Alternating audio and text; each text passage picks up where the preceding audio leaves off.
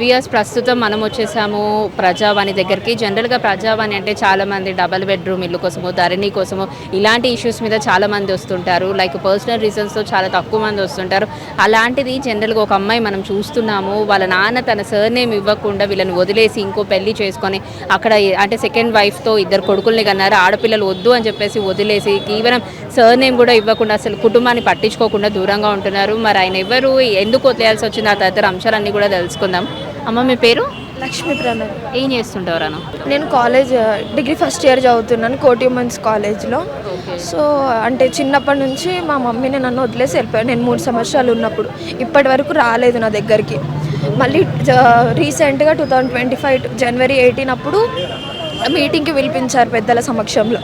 ఏమైనా ఇస్తావా అని అంటే సంవత్సరానికి 3,000 ఇస్తా అని చెప్తున్నారు. ఆడపిల్ల అయితే ఏం గౌరవం ఉండదు సమాజంలో, కాబట్టి కొడుకులు కావాలని నన్ను మా మమ్మీని వదిలేసి వెళ్ళిపోయాడు. ఫస్ట్ నాకు మా మమ్మీకి ఒక అక్క పుట్టింది, తనని చంపేసి సెకండ్ నేను పుట్టానని మళ్ళీ ఇంకో పెళ్లి చేసుకున్నాడు. ఆయనకి 2 కొడుకులు. ఆయన పేరు కేడం భీమయ్య. ఏం చేస్తుంటారమ్మా? జేబీఎస్లో కండక్టర్గా చేస్తున్నారు ప్రెజెంట్ ఇప్పుడు. అంటే నువ్వు పుట్టక ముందు నుంచి కూడా నాన్న కండక్టరే? అప్పుడు కాంట్రాక్ట్ ఉండే, ఇప్పుడు పర్మనెంట్ అయింది. ఓకే. అంటే ఎన్ని ఇయర్స్ క్రితం పర్మనెంట్ అయ్యారు, ఏమైనా ఐడియా ఉందా నీకు? అది ఐడియా లేదు. ఓకే. అంటే ఇప్పుడు నువ్వు కోటి ఉమెన్స్ కాలేజ్లో డిగ్రీ చేస్తున్నావు. చిన్నప్పటి నుంచి ఇప్పటి వరకు నాన్నని ఎన్ని సందర్భాల్లో కలిసి ఉంటావు? అదే మొదటిసారి. ఇప్పుడు రీసెంట్గా కలిసిందే ఫస్ట్ టైం. అప్పుడు కూడా మాస్క్ పెట్టుకొని వచ్చాడు. నాకు ముఖం చూపించట్లేదు. ఓకే. అట్లీస్ట్ మీ నాన్నగారి ఫోటో అన్న నువ్వు చూస్తావా? లేదు, చూడలేదు. ఓకే. అంటే జనరల్గా ఇప్పుడు నువ్వు ప్రజావానికి వచ్చావు అంటే ఏం కోరుకుంటున్నావు? నాన్న మళ్ళీ రావాలన్నా, లేకపోతే ఫైనాన్షియల్గా మీకు సపోర్ట్ చేయాలన్నా? తండ్రి నుంచి ఒక కూతురుకి వచ్చే రెస్పాన్సిబిలిటీని కావాలి నాకు. మా అమ్మ తప్పు చేస్తుండొచ్చు, మా అమ్మతోని విడిపోయి ఉండొచ్చు. నేనేం తప్పు చేసిన? నేను పుట్టంగానే నేనేం తప్పు చేయలేను. ఆడపిల్ల పుట్టడమే నా తప్ప కాదు కదా. నాకు నా రైట్స్ అన్నీ కావాలి. నా చదువు కష్టం అవుతుంది, నేను హైయర్ ఎడ్యుకేషన్ పర్స్యూ చేయాలనుకుంటున్నాను. సో నాకు వాటన్నిటికీ కావాలి. అంటే ఇప్పుడు నువ్వు అన్నావు నేనేం తప్పు చేశాను, ఆడపిల్లగా పుట్టడమే నా తప్ప అని చెప్పేసి. అంటే అమ్మ కూడా నిజానికి ఏ తప్పు చేయలేదు. ఓన్లీ అమ్మ ద్వారా మీరు ఉన్నారు కాబట్టి ఆడపిల్లలు వద్దు అనుకొని అమ్మని కూడా వదిలేశారు ఆయన. ఓకే. ఇప్పుడు అంటే లైక్ నాన్ననే నువ్వు ఫస్ట్ టైం మాస్క్ పెట్టుకోవడంగా చూసావు, సెకండ్ వైఫ్ని చూసావా?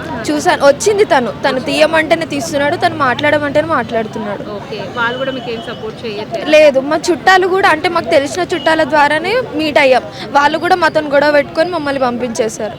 ఓకే. అంటే ఇన్ని ఇయర్స్గా ఫైట్ చేస్తున్నారు నాన్న ప్రేమ కోసమో, లేకపోతే నాన్న తీసుకునే ప్రతి రెస్పాన్సిబిలిటీ నువ్వు కావాలనుకుంటున్నావు ఒక కూతురుగా. సో అంటే మొహం కూడా చూడలేదు, మాస్క్ పెట్టుకొని వచ్చారు అని అంటున్నావు. నాన్న చూసినప్పుడైనా నువ్వు దగ్గరికి వెళ్ళి మాట్లాడడం అట్లా ఏమైనా? నేను మాట్లాడితే కూడా కనీసం మాట్లాడట్లేదు నాతోటి. వాళ్ళ వైఫ్ చెప్తే అప్పుడు మాట్లాడాలి. అప్పుడు మాట్లాడి నేను ఏమి ఇవ్వను, నా పేరు ఇవ్వను, ఏమి ఇవ్వను, నా కొడుకులు ఉన్నారు ఇద్దరు, వాళ్ళ భవిష్యత్తు ఖరాబ్ అవుతుంది అని అంటారు. నేను కదా మొదటి ఆడపిల్లని, నేను కూతుర్ని మొదటి నాకు ఇవ్వాలా, వాళ్ళకి ఫస్ట్ ప్రిఫరెన్స్. నాకేమి ఇవ్వ అని చెప్తున్నాడు. నాకేమో ఇప్పుడు కాలేజీలో ప్రతి దగ్గర కష్టమవుతుంది. తండ్రి పేరు లేదంటే అందరు అవమానిస్తున్నారు నన్ను. 10th చాలా కష్టమైంది. 10th ఎగ్జామ్స్ రాయనివ్వ అని చెప్పింది ప్రిన్సిపల్ మ్యామ్. అంటే తాతయ్య నానమ్మ ఉన్నారా మీకు? వాళ్ళు చనిపోయారు చిన్నప్పుడు. అంటే ఇప్పుడు నాన్న తరఫున బంధువులు కానీ ఎవరు లేరా మీకు సపోర్ట్ చేస్తారు? అందరూ మా నాన్నకే సపోర్ట్ చేస్తున్నారు. ఓకే. అంటే నాన్నకి ఎంతమంది లైక్ అక్క తమ్ములు, అన్న చెల్లెలు? 3 అన్నదమ్ములు వాళ్ళు. ఓకే.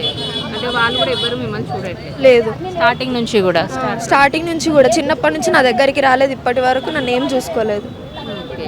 అంటే నీకేం అవ్వాలని ఉంది భవిష్యత్తులో? హయ్యర్ ఎడ్యుకేషన్ చేయాలనుకుంటున్నావు కాబట్టి ఎలా స్థిరపడాలనుకుంటున్నావు, ఏం చేయాలనుకుంటున్నావు? నేను ప్రెజెంట్ ఇప్పుడు సీఎంఏ చేస్తున్నాను. అది సీఎంఏ అది కంప్లీట్ అయిపోయిన తర్వాత ఐఏఎస్కి రాయాలనుకుంటున్నాను.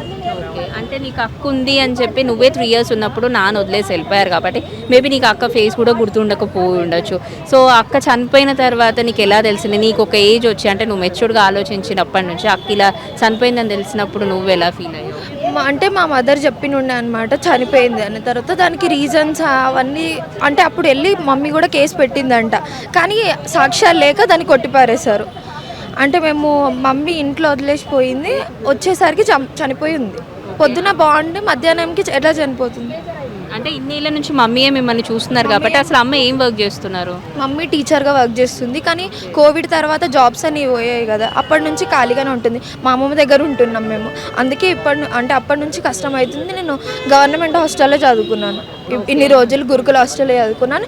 ఇప్పుడు కోటి ఉమెన్స్లో సీట్ వచ్చింది మెరిట్ ద్వారా. సో దాంట్లో ఇప్పుడు చదువుతున్నాను డిగ్రీ ఫస్ట్ ఇయర్.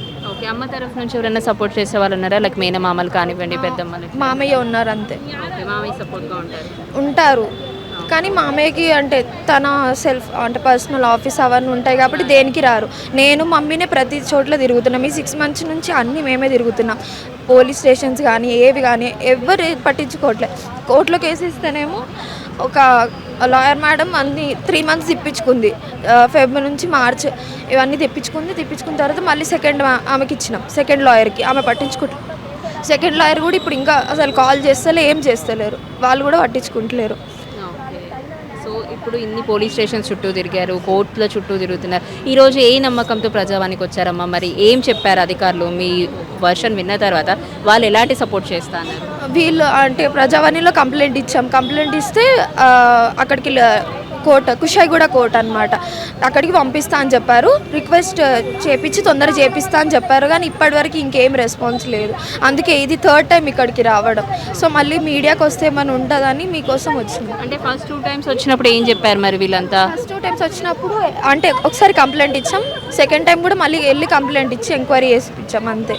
ఓకే, అంటే వాళ్ళు వచ్చి ఎంక్వైరీ చేయడం కానీ, నాన్న దగ్గరికి వెళ్ళి అసలు ఇది ఎంతవరకు నిజమన్న కోవలో చూడడం కానీ అట్లా ఏం చేయలేదా? లేదు.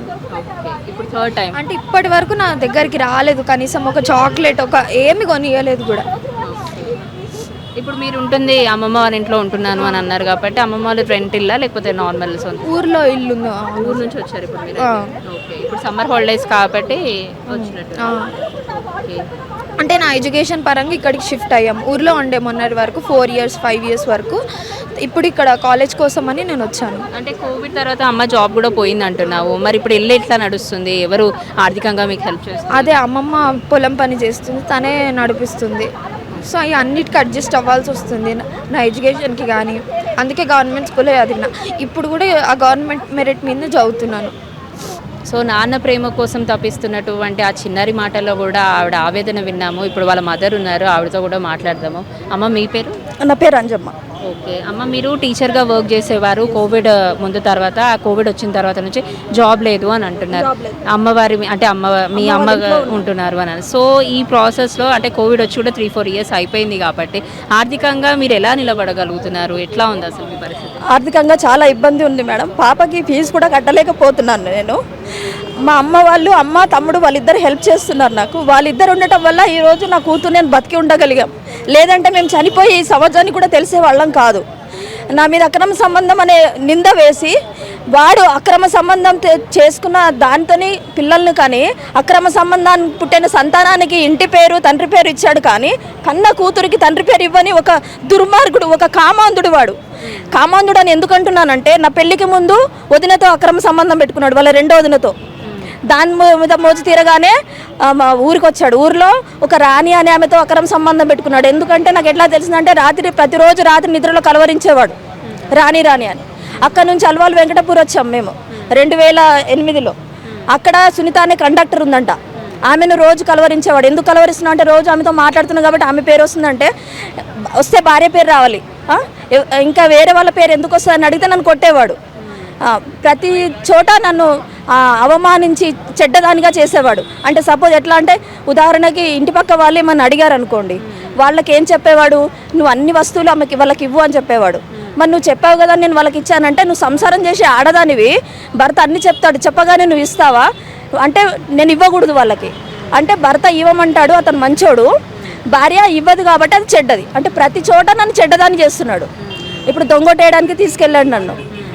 అక్కడ ఎట్లా సమాజంలో ఈమె చెడ్డది, అన్ని తప్పుడు పనులు చేస్తుందని నన్ను నిరూపించడానికి.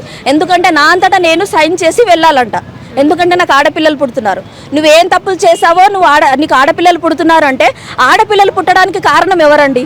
భర్తనా భార్యనా చెప్పండి. ఒక భర్త అది చదువుకొని మూర్ఖుడికైతే డాక్టర్ దగ్గరికి తీసుకెళ్ళి X+Y=X అని ఏదో చెప్పొచ్చు, కానీ చదువుకున్న వాడికి ఏ భాషలో చెప్పాలో మీరే చెప్పండి. ఆడపిల్లలు పుడుతున్నారని నన్ను హింసించాడు. నా ఫస్ట్ కూతుర్ని గొంతు నిలిపి చంపేశాడు. ఈ పాపని ఆధారాలు ఉన్నాయా అమ్మ? అంటే మొదటి కూతుర్ని చంపేసినట్టు ఆధారాలు లేకనే ఆమెకు న్యాయం చేయలేకపోయినా మేడం. సెకండ్ కూతుర్ని 50,000కి అమ్మేస్తానన్నాడు. అమ్మేస్తానంటేనే నేను భయపడి తీసుకొచ్చాను మేడం. నన్ను ఒకసారేమో కిరోసిన్ పోసి తగలబెట్టడానికి వచ్చాడు, ఒకసారేమో నాకు యాసిడ్ పోస్తానన్నాడు, ఒకసారి మా అమ్మ ముందే కొట్టి నీ కూతుర్ని నువ్వు తీసుకెళ్ళమన్నాడు. ప్రతిసారి కొడుతున్నాడు, వైట్ పేపర్ తెస్తున్నాడు, సంతకం చేసి ఇచ్చి వెళ్ళమని చెప్తున్నాడు. పెద్దరు కుదిరించిన పెళ్ళా లేకపోతే ప్రేమ పెద్దరు కుదిరి అంటే పెళ్లికి ముందు కూడా ఆయనకి ఎవరితోనో ఇలా ఉంది అని చెప్పి మీరు ఇప్పుడు చెప్పారు మాటల సందర్భంలో. మీకు అది పెళ్ళైన తర్వాత తెలిసిందేమో. మరి మీరు అప్పుడే యాక్షన్ తీసుకుని ఉంటే బాగుండేది కదమ్మా, పెద్దవాళ్ళతోనో లేకపోతే పోలీస్ వాళ్ళ. పెద్దవాళ్ళతో వెళ్తే ఏం చెప్తున్నారు ఈ సిగ్గులేని పెద్దవాళ్ళు? ఏం చెప్తున్నారు? మగవాడు 100 మందినైనా ఉంచుకుంటాడు, ఎవరితో అయినా తిరిగి వస్తాడు, తిరిగి తిరిగి తిరిగి నీ దగ్గరికే వస్తాడు. అని ఎన్నడు వస్తాడు వాడు? తిరిగి తిరిగి వాడిని అంతా అయిపోయిన తర్వాత ముసలోడు అయ్యాక కట్టబట్టుకొని వస్తే నేను వాడికి సేవ చేయడానికి ఉండాలంట. ఈ పెద్దవాళ్ళకి సిగ్గులేని పెద్దవాళ్ళకి ఏం సమాధానం చెప్పాలి నేను? తిరిగి తిరిగి వాడేస్తాడంటే ఎన్ని సంవత్సరాలకు వస్తాడు? ఆడది పెళ్ళాం ఎందుకు? వాడు సేవ చేయడానికి ఆడదంట. ఇప్పుడు ఎవరినో పెళ్లి చేసుకొని 2 అబ్బాయిలను కూడా ఉన్నారని అంటున్నారు. మరి ఆవిడ మీకు రిలేషనా లేకపోతే బయట ఆవిడైనా ఎట్లా? తెలీదు, వాళ్ళ గురించి నేను తెలీదు. మొన్న వాళ్ళిద్దరిని మొన్న జనవరి 18 తారీఖు నాడు చూసాను నేను వాళ్ళని. చూస్తే కూడా ముఖానికి మాస్క్ పెట్టుకొని దొంగలాగా వచ్చాడు. కూతురికి కనీసం మొహం కూడా చూపించట్లేదు. అలాంటి దుర్మార్గుడు వాడు. వాడి కామం తీర్చుకోవడానికి మాత్రమే చేసుకున్నాను. వాడు నన్ను ఎన్నడూ ప్రేమించలేదు, ఏ ఒక్కరోజు చూడలేదు. మేము కలిసి ఉన్న 5 సంవత్సరాల్లో వేలు మీద లెక్క పెట్టొచ్చు. 4 చీరలు తెచ్చాడు నాకు. ప్రతిదీ A to Z మా అమ్మ వాళ్ళే పోషించాలంట. మరి మా అమ్మ వాళ్ళు పోషించినప్పుడు నువ్వు భర్తగా నువ్వెందుకు? నువ్వు గాజులు తొడుకొని ఉండు, నేను పోషిస్తున్నా కదా నిన్ను అంటే అట్లా కూడా తొడుకుంటా అన్నాడు. ఏ ఒక్కరోజు వాడి రూపాయి నేను తిన్నది లేదు.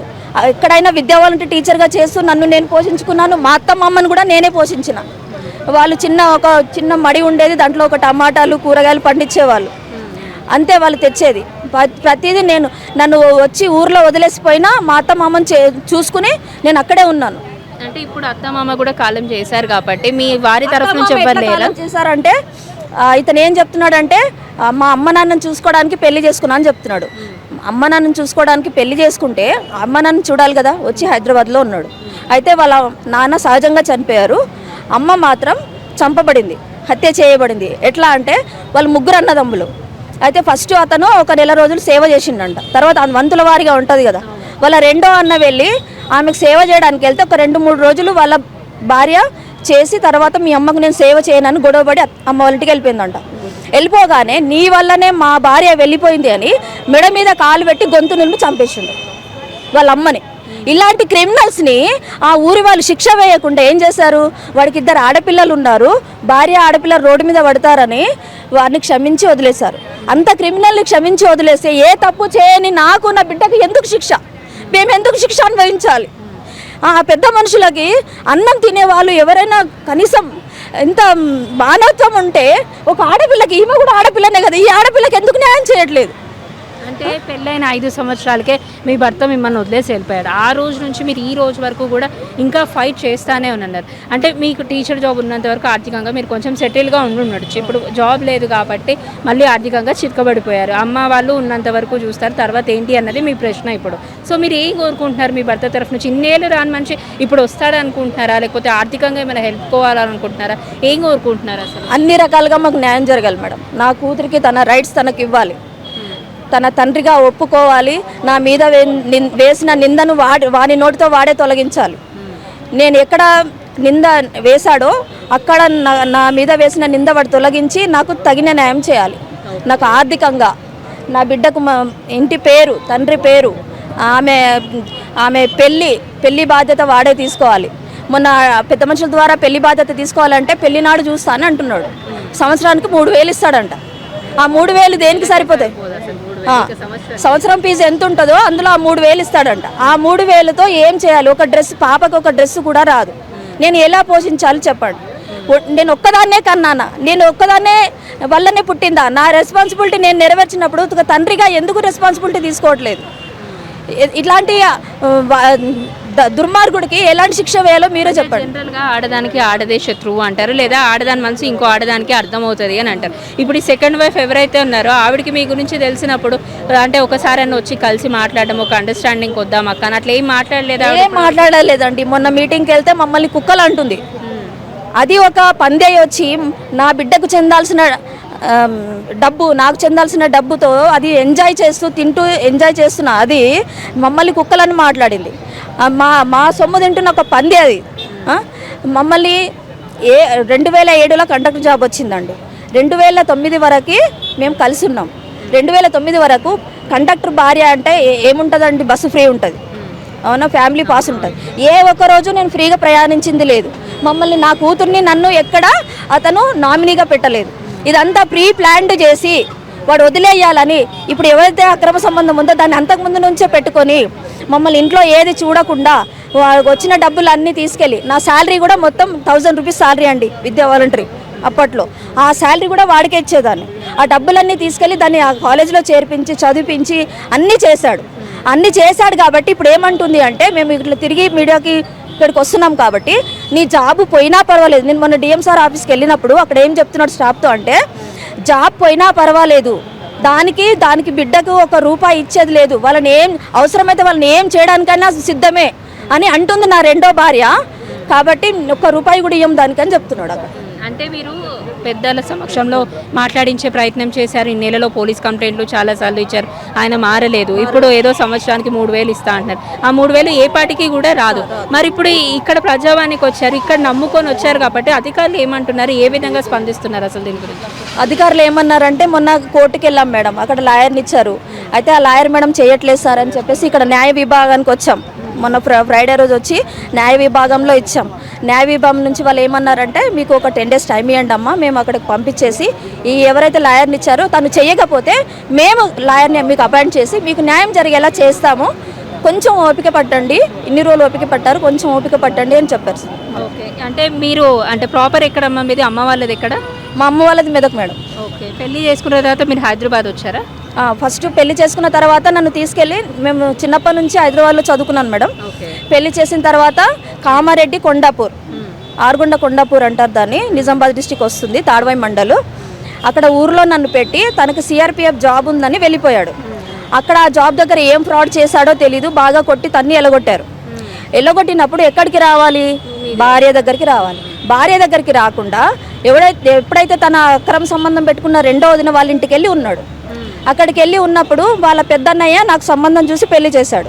ఆ పెద్దన్నయ్య ఏం చేశాడు, వస్తే మా ఇంటికి రావాలి, వస్తే ఊర్లో వెళ్ళి భార్య దగ్గర ఉండాలి, అలా వెళ్ళి ఉండకుండా అక్రమ సంబంధం పెట్టుకున్నామనే మేము పెళ్లి చేశాము, అది తప్పు అని వాళ్ళు చర్చికి తీసుకెళ్ళి ప్రామిస్ అవన్నీ చేయించి, ఇంకా నుంచి నువ్వు అలా తప్పు చేయకూడదని అన్నీ చేశారంట. అవన్నీ చేసి నీకు పెళ్లి చేసినా కూడా బుద్ధి లేకుండా మళ్ళీ పోయి అదే ఇంట్లో ఉన్నావు అని వాళ్ళ అన్నయ్య వచ్చి అతన్ని కొట్టాడు. ఆమె ఏం చేసింది, వాళ్ళ భార్య, నా చుట్టం పిల్లవని నేను పెళ్లి చేస్తే నువ్వు నా ఇంటికి రాకుండా దీనికి వచ్చి సేవ చేస్తున్నావని ఆమె వచ్చి నన్ను కొట్టింది. అక్కడ నా తప్పేమన్నా ఉందా మేడం? నేను వాళ్ళకి ఏ కంప్లైంట్ చేయలేదు, ఎవరికి ఏం చెప్పలేదు, అయినా కూడా నన్ను వచ్చి దబా కొట్టి బాధేశారు. ఇప్పుడు ఎక్కడ ఉంటున్నారమ్మా? అంటే అమ్మాయి చదువుతుంది కాబట్టి కోటి డిగ్రీ కాలేజ్ చేస్తుంది అని చెప్పింది. ఇప్పుడు ఎక్కడ ఉంటున్నారు? రెంట్ హౌస్ అయినా ఇప్పుడు ఉంటే? మొన్నటి వరకు నేను లాక్డౌన్ నుంచి మా అమ్మ వాళ్ళ ఇంట్లో మెదక్లో ఉన్నాను మేడం. అయితే ఇప్పుడు పాప హాస్టల్లో పెట్టాను ఇన్ని రోజులు. మా పాప ఏడుస్తుంది, నాకు తల్లి తండ్రి ఇద్దరుండి కూడా నేను ఎందుకు అనాథలాగా హాస్టల్లో బతకాలి, నా పరిస్థితి ఏంటి అని ఏడిస్తే, నేను మొన్న రీసెంట్గా 1 month అవుతుంది మేడం ఇక్కడ వచ్చి హిమాయత్నగర్ చిన్న రూమ్ తీసుకుని నేను రెంట్ కట్టలేని పరిస్థితిలో మొన్నటి వరకు మా తమ్ముడు వాళ్ళ ఇంట్లో ఉన్నాను.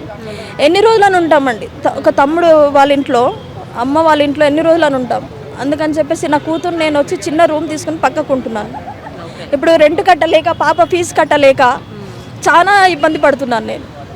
ఒక 18 ఏళ్ల కూతురు ఇప్పటి వరకు తన తండ్రి ముఖం కూడా చూడలేదంటే అతను ఎటువంటి తండ్రి అని చెప్పి ఇక్కడ ఉన్న ప్రతి ఒక్కరు కూడా ప్రశ్నిస్తున్నారనే చెప్పచ్చు. ఎప్పుడో పెళ్లి చేసుకొని ఒక 5 సంవత్సరాలు కాపురం చేసి పిల్లాన్ని వదిలేసి వెళ్ళిపోయారు. ఆల్రెడీ ఒక కూతురు కూడా జన్మిస్తే ఆ కూతురు కూడా చనిపోయింది అనారోగ్య కారణాల వల్ల అని అతను చెప్పిన వర్షన్, కానీ కావాలని హత్య చేశారు అని చెప్పేసి ఇక్కడ ఉన్నటువంటి మదర్ అయితే చెప్తున్నారు. ఇంకొక కూతురు ఉంది, ఇప్పుడు ఆ కూతురు చదువుకి కానీ రేపు పెళ్లి జరిగేసేటువంటి రెస్పాన్సిబిలిటీస్ అన్నీ కూడా నాన్నగా ఆయన తీసుకోవాలి, ఆయన ఇంటి పేరు వాళ్ళకి ఇవ్వాలి అని చెప్పేసి వాళ్ళు ఇక్కడ న్యాయం కోరుతూ ఇక్కడ ప్రజావానికి వచ్చారు. అయితే పొలిటికోస్ వాళ్ళ కథనం మొత్తం విన్న తర్వాత కూడా ప్రజలకు చేరవేర్చాల్సిన బాధ్యత ఉంది కాబట్టి, ఇలాంటి తండ్రులు ఎంతోమంది ఉంటారు కాబట్టి, అంటే ఆడపిల్లలు పుడితే ఆడపిల్లలు వద్దు అనుకొని ఇంకో పెళ్లి చేసుకొని అక్కడ ఆవిడికి 2 మగ సంతానం కలిగినందుకు ఇక్కడ వీళ్ళని వదిలేసి వీళ్ళని అసలు కేర్ చేయకుండా వదిలేసినటువంటి ఆ తండ్రిని పెద్దవాళ్ళు పిలిచి పంచాయతీ పెట్టినా కూడా సంవత్సరానికి 3000 మాత్రమే ఇస్తాను, ఎలా అన్న బ్రతకండి అంటున్నా అతనికి ఎవరు బుద్ధి చెప్పాలి? సమాజం బుద్ధి చెప్తుందా, లేకపోతే అధికారులు దీనిపైన ఎలా స్పందిస్తారు? ఆల్రెడీ కోర్టులో ఈ విషయం అన్నది రన్ అవుతుంది. అక్కడ వీళ్ళు తీసుకున్నటువంటి లాయర్ అయితే ఇంకా ఏం పట్టించుకోకపోవడంతో మేము మళ్ళీ ఆ లాయర్తో మాట్లాడతాము. ఇన్ కేసు ఆవిడ కనుక మళ్ళీ ఆ కేసుని తీసుకొని మీకు కనుక పాజిటివ్గా రియాక్ట్ అవ్వకపోతే మా తరఫు నుంచే మీకు ఒక లాయర్ని పెట్టి మాట్లాడిస్తాము అని చెప్పి ఇక్కడ అధికారులు కూడా వాళ్ళకి సపోర్ట్ చేసి వాళ్ళకు ఒక నమ్మకాన్ని కలిగించే విధంగా మాట్లాడారని చెప్పి తెలుస్తుంది. అయితే రానున్న కాలంలో నిజంగా ఈ ఒక కోర్టు అంటే ఇప్పటివరకు వీళ్ళ కేసు ఎవరైతే రన్ చేస్తున్నారో ఆ లాయర్తోనే మాట్లాడతారా, లేకపోతే వేరే లాయర్ని పెట్టి వీళ్ళకి తగిన విధంగా న్యాయం చేస్తారా లేదా అన్నది చూద్దాం. ఇది ఇప్పటివరకు నా అప్డేట్. వీడియో జర్నలిస్ట్ చంద్రశేఖర్తో Keerthana, Politicos reporting from Prajavani. Please subscribe to the channel and download the Politicos app from the links in the description.